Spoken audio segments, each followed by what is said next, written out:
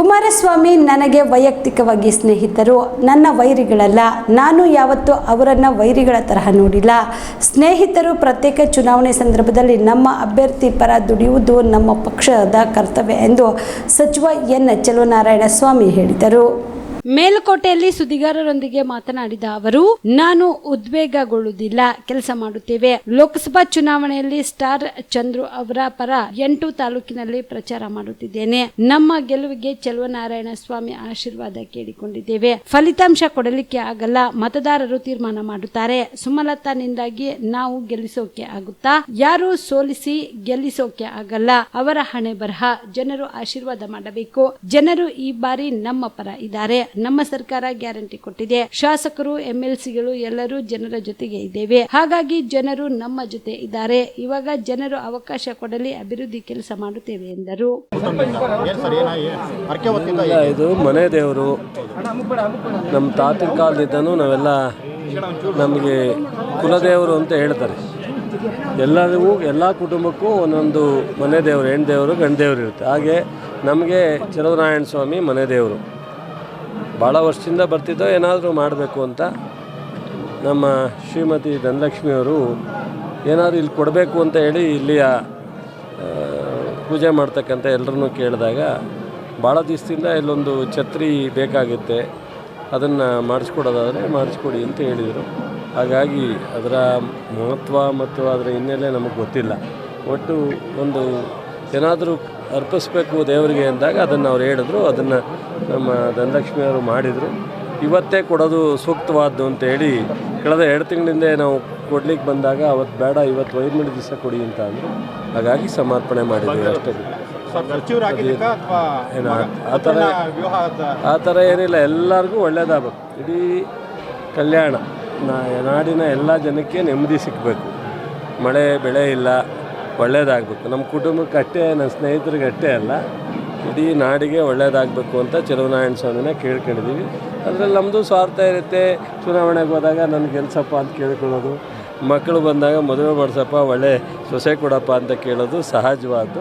ಆ ರೀತಿ ಕೇಳ್ಕೊಂಡಿದ್ದೀವಿ. ಅದರ ಮೂಲ ಉದ್ದೇಶ ನಮ್ಮ ಗುರುಗಳು ನಮಗೆ ಕಲಿಸಿರೋದು ಎಲ್ರಿಗೂ ಒಳ್ಳೆಯದಾಗಲಿ ಅಂತ ಕೇಳ್ಕೋಬೇಕು ಅಂತ ಕಲಿಸಿದ್ದಾರೆ ನಮ್ಮ ಗುರುಗಳು. ಹಾಗಾಗಿ ನಾವು ಇಡೀ ನಾಡಿನ ಎಲ್ಲ ಜನರಿಗೂ ಒಳ್ಳೆಯದಾಗಲಿ ಅಂತ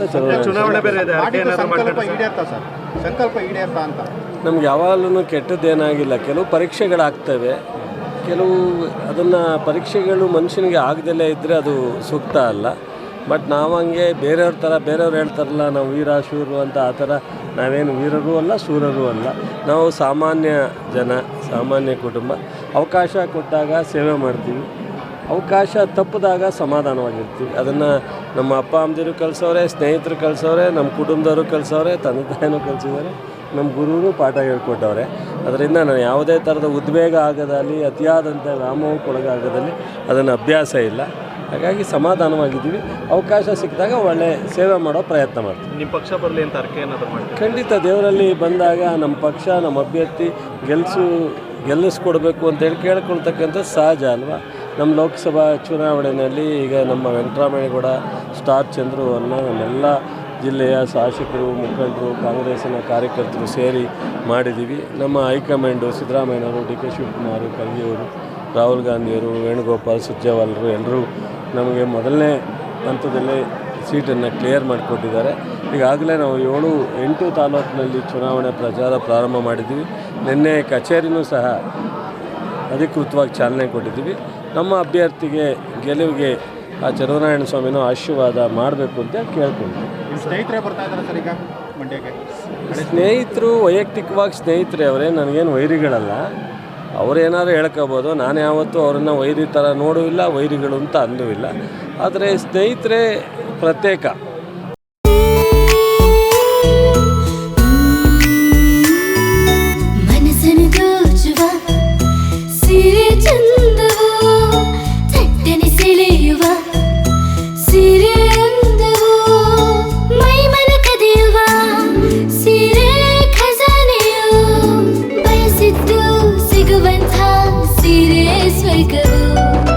ಮದುವೆಯ ಸಂಭ್ರಮದ ಚಿತ್ತಾರದ ಸೀರೆಗಳು